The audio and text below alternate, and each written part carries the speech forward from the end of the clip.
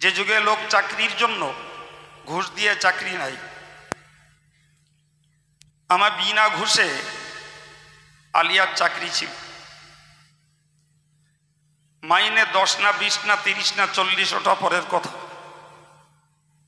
1780 খ্রিস্টাব্দে যে প্রতিষ্ঠান বাঙালি মুসলিম সমাজের জন্য ইংরেজ সরকার গড়েছিল, সেই প্রতিষ্ঠানে আমি ঢুকেছিলাম 2012, বেরিয়ে এসেছি 2018 4 জুলাই। কেবলমাত্র এই জামিয়ার পরিষেবা দেওয়ার জন্য। যা এই যুগে হয় লোকে আমাকে পাগল বলবে, না হলে ভাবুক মানুষেরা একটি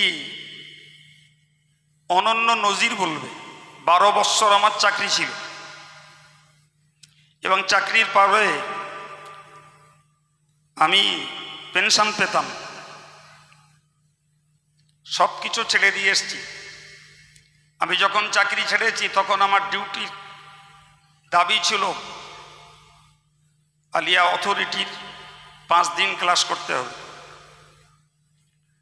তো আমি সপ্তাহে 5 দিন সকাল 6টায় বেরোবো আর সন্ধ্যা 6টায় ঢুকবো, আর বেরিয়ে যাব প্রতিদিন রাতের 2-3টে প্রোগ্রাম করার জন্য। জামিয়ার ছাত্রগুলো উদাস হবে, স্বাধীন হবে এবং তারা এক বলগাহীন ঘোড়ার মতন ছুটবে। ঠিক নয় কি? এই জামিয়ার পরিষেবা দিতেই আমার আলিয়ার চাকরি ত্যাগ করা। সুতরাং তাদের কাছে আমিও বিন্দু পরিমাণ হলেও কৃতজ্ঞতা পাওয়ার উপযুক্ত। মেহনত আমাদের সম্পদ জাতির, ঠিক না ভুল? দান আপনাদের, ঠিক না ভুল? তাহলে কারো দান, কারো মেহনত সম্পদ জাতির। এরা আজ অবধি যারা জামিয়া থেকে ফারেগ হয়েছে, আমার জানা মতে আলহামদুলিল্লাহ কেউ বসে নেই। আমার আব্বার কথা বলতে হয়, ইলমে দ্বীন শিক্ষা করে যারা আদর্শ বজায় রাখে, এটা কলা গাছের তেড়ির মতো। উনি একদম চেশুড়ে ভাষায় বোঝানোর জন্য বলতেন, কলা গাছ পোতা হয় একটা, তেড় ছাড়তে ছাড়তে সীমানা ছাড়িয়ে অন্যত্র চলে যায়। সুবহানাল্লাহ বলেন। আজকের যে সম্পদ আপনাদের দানে, আমাদের মেহনতে তৈরি হয়েছে, বিগত দিনের যারা, তারা দেশব্যাপী ছড়িয়েছে। গত বছর রমজান মাসে হাওড়া হুগলিতে মসজিদে তারাবি খতম পড়েছে 165টা মসজিদে, শুধু হাওড়া হুগলিতে। যাদের কাছে অল ইন্ডিয়া সুন্নতুল জামাত সমালোচিত, কাইম সাহেব সমালোচিত, মাতিন সাহেব, রজব আলী সাহেব সমালোচিত, অথচ তাদের প্রোডাকশন উপভোগ করছে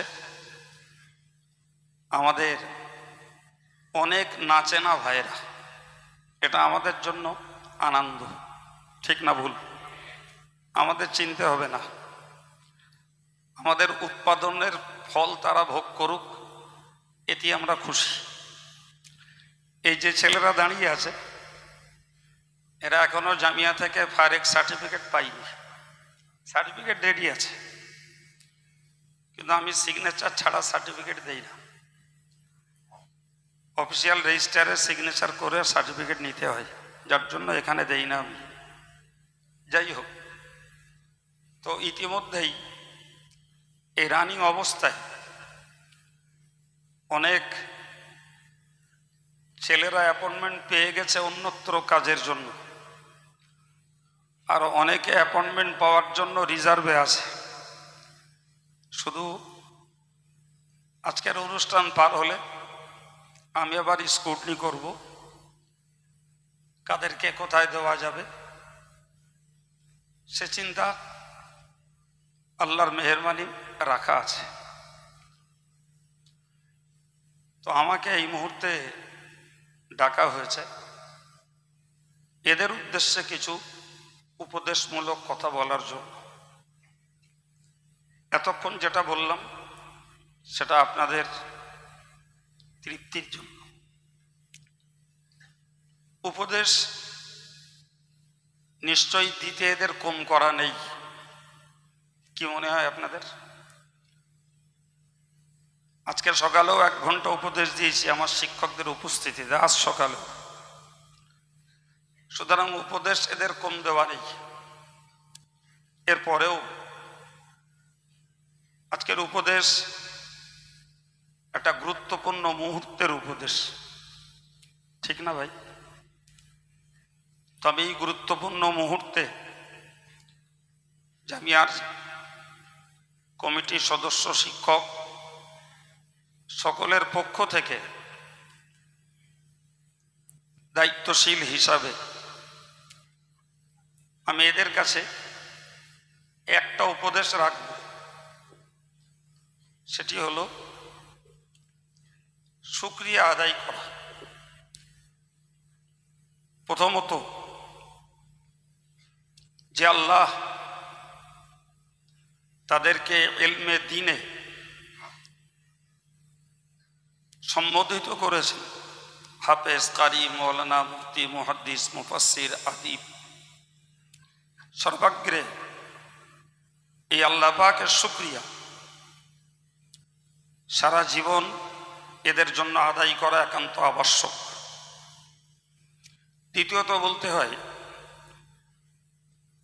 তাদের আব্বা মা কে কতটা শিক্ষিত শিক্ষিতা আমার জানা নেই। এই যত ছাত্র আজকের সম্মানিত হচ্ছে, এদের অধিকাংশ আব্বারা আমার কাছে পরিচিত নন। হয়তো তারা কখনো এসেছেন, আমার সঙ্গে সাক্ষাৎ হয়নি। আবার কেউ এসেছেন, সাক্ষাৎ করেছেন, কার গার্জিয়ান পরিচয় দেননি। এখানে তো অফিস খোলা থাকলে আলহামদুলিল্লাহ লোকের অভাব নেই। যতক্ষণ অফিস খোলা ততক্ষণ লোক আছে। ফলে কে যে গার্জিয়ান আর কে যে অন্য কাজে এসছেন সব আমার পক্ষে জানাও সম্ভব হয় না। তো যাই হোক, সেই বাপমাগুলো শিক্ষিত কে শিক্ষিতা নয় আমার জানার বাইরে সব। তারপরেও বলবো, যারা যে গুণ সম্পন্নই হন, দেশে অন্য শিক্ষা ব্যবস্থার অভাব নেই, তারপরেও তারা আমাদের মতো ওলামায়ে দ্বীনদের কথা শুনে উদ্বুদ্ধ হয়ে বাচ্চাদেরকে ইলমে দ্বীনের পথে তারা দিয়ে শিক্ষার একটা পর্যায়ে পৌঁছে দিয়েছে। তবে এই হাফেজ থেকে শুরু করে মুফতি আর আদিব যারা পড়েছে, এদেরও এখনো ক্লাস আছে এখানে। সুতরাং যে অভিভাবক আর যে ছাত্র চাইবে এখনো জামিয়ায় পড়বে, তাদের এখনো পড়ার বিভাগ রয়েছে। বিশেষ করে একটা কথা আমি জিকিরের মজলিসের সময় বলেছিলাম যে আমরা রীতিমতো তালিমে তাসাউফ আধ্যাত্মিক শিক্ষা বিভাগ খুলেছি। যে ছাত্ররা সেখানে পড়বে আলাদা জগতের লেখাপড়া তারা শিখতে পারবে, সেটা তাদের অভিভাবক এবং তাদের সন্তানদের সদিচ্ছার উপরে নির্ভরশীল। ফলে শিক্ষা ব্যবস্থার পরিসমাপ্তি হয়নি। তারপরেও যতটা তারা উন্নীত হতে পেরেছে এর পক্ষে তাদের আব্বা মায়ের অবদান আছে। আল্লাহর শুকরিয়া আদায়ের পরে সারা জীবন বাপ মায়ের শুকরিয়া এদেরকে আদায় করতে হবে। নাম্বার 3, যে সমস্ত দাতাদের দানে এদের পরিষেবা, সেই দাতাদেরকেও এদের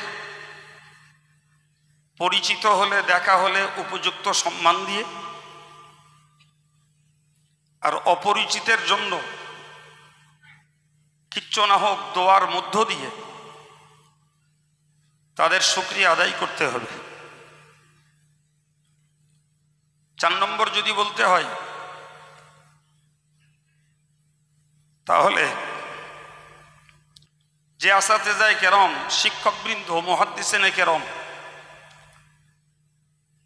যারা এদের শিক্ষার খেদমত দিয়েছে, এই ওস্তাদদের শুকরিয়া আদায় করতে হবে। তারপরে যদি কারোর কথা মনে করতে হয় তাহলে এদের ঝাঁকা বকা, স্নেহ যত্ন, শাসন তোষণ, যার বড় দায়ী অপরাধী আমি, ও দায়িত্বটা আমার এবং আমার অনুমতিতে অন্য শিক্ষকের। ফলে এরা যে পর্যন্ত পৌঁছেছে এদের নজরদারি, এদের অপরাধে শাস্তি, কখনো বকুনি, কখনো ঝাঁকুনি, কখনো পুত্র সম স্নেহে খাবার দেওয়া, পয়সা দেওয়া, রোগ শোকের পরিষেবা দেওয়া। আবার তাদের শিক্ষা ব্যবস্থার ক্ষেত্রে অভাব অভিযোগ কি, তাদের অভাব অভিযোগকে মূল্যায়ন করে তাদের প্রয়োজনটাকে মেটানো। আমি আল্লাহর উপরে ভরসা রেখে বলতে পারি, আমার অগোচরেও একটি ছাত্রের বলার অধিকার নেই, এত বড় বুকের পাটা কারণ নেই যে জামিয়াতে একটা ছাত্রের কোনো পরিষেবার ঘাটতি হয়েছে। অভিযোগ একটা থাকতে পারে, বকনি শুনতে হয়েছে, মার খেতে হয়েছে, কখনো শাসন, কখনো তোষণ। এখন সেটা ওরা ভাবুক, ওদের জন্য এটা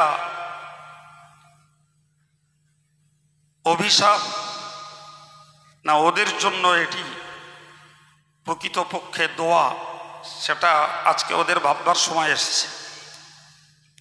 ঠিক না ভুল? ঠিক। সুতরাং আমি সকল ছাত্রদেরকে বলবো, পৃথিবীর যেখানেই থাকো, যে প্রতিষ্ঠান থেকে তোমরা জীবন গড়তে পেরেছ, প্রতিষ্ঠানকে ভুলো না, আর প্রতিষ্ঠানের ওস্তাদদেরকে ভুলো না, আর বড় রাখাল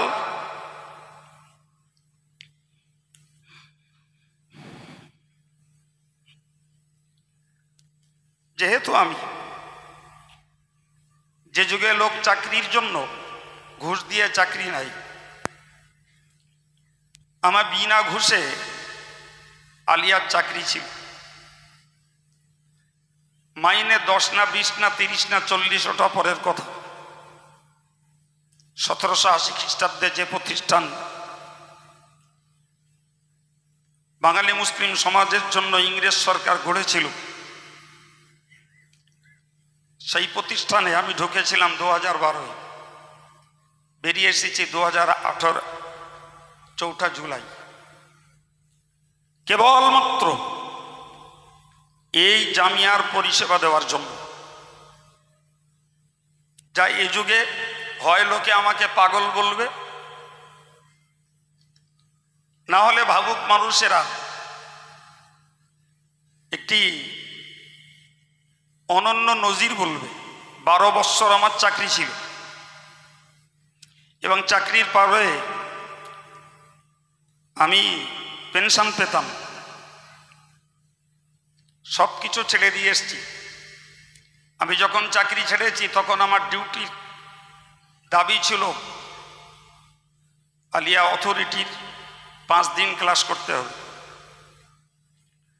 তো আমি সপ্তাহে 5 দিন সকাল 6টায় বেরোবো আর সন্ধ্যা 6টায় ঢুকবো, আর বেরিয়ে যাব প্রতিদিন রাতের 2-3টে প্রোগ্রাম করার জন্য।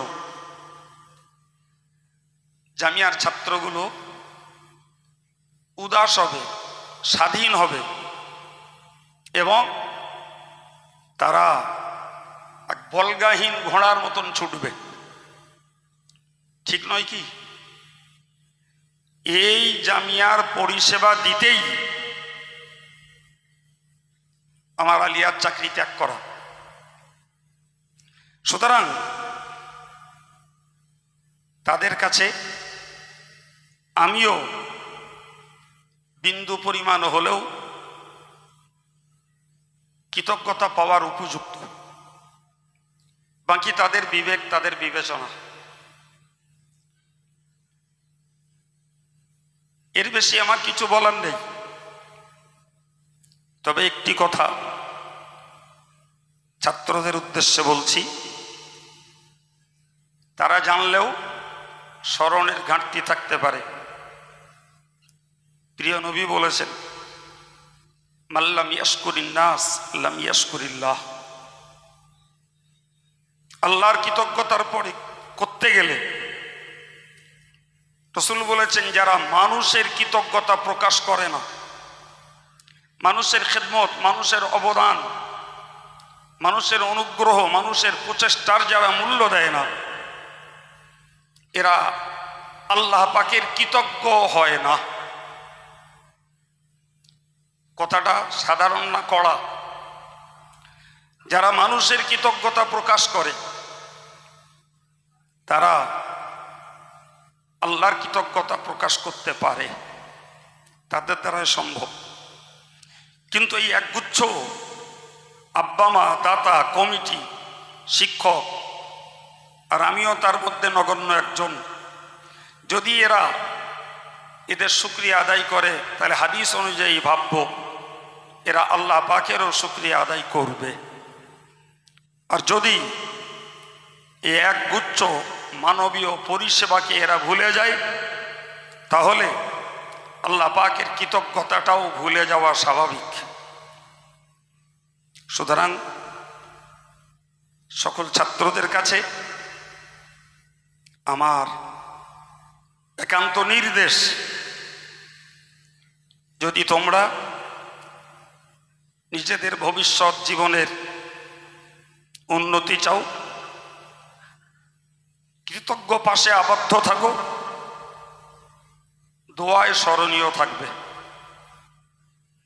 আর যদি অকৃতজ্ঞ হও, স্বাভাবিকভাবে বান্দা ভুলবে, আল্লাহ ভুলে যাবে না।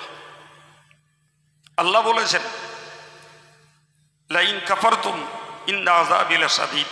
যদি তোমরা অকৃতজ্ঞ হও, কৃতজ্ঞ যদি হও, প্রচলিত ভাষায় বিশ্বাসঘাতকতা যদি কেউ করো, বান্দা হিসাবে আমি ভুলবো, বান্দা হিসাবে দাতারা ভুলে যাবে, বান্দা হিসাবে কমিটির কর্মকর্তারা ভুলে যাবে, বান্দা হিসাবে অল ইন্ডিয়া সুন্নতুল জামাতের সংগঠন কর্মীরা ভুলে যাবে। কিন্তু আল্লাহ বলেছেন, আমার আযাব অত্যন্ত শক্ত বিশ্বাসঘাতকদের জন্য। সুতরাং তারা যদি মানুষের কৃতজ্ঞতা প্রকাশ করে, আল্লাহর কৃতজ্ঞতাও আদায় হবে। আর মানুষের কৃতজ্ঞতা ভুলে যেয়ে আল্লাহর কৃতজ্ঞতা ভুলে যাবে, কোরআনের ঘোষণা অনুযায়ী তারা আল্লাহ পাকের কাছে অপরাধী হিসাবে শাস্তির উপযুক্ত হবে। আমি দিল থেকে চাই যে আমার ছাত্ররা কৃতজ্ঞ হোক, তারা আল্লাহর কাছে রহমতের হকদার হোক, তারা আল্লাহ পাকের কাছে সম্মানের হকদার হিসাবে বেঁচে থাক এবং আদর্শ আর ইজ্জতের সঙ্গে তারা দুনিয়াবী জীবনে তাদের জীবন ধারণ করতে থাকুক, এই দাবি এবং আশা রেখে দিয়ে আমি মেজো ভাইয়ের কথার খাতিরে স্টেজে এসেছি। আমি শারীরিকভাবে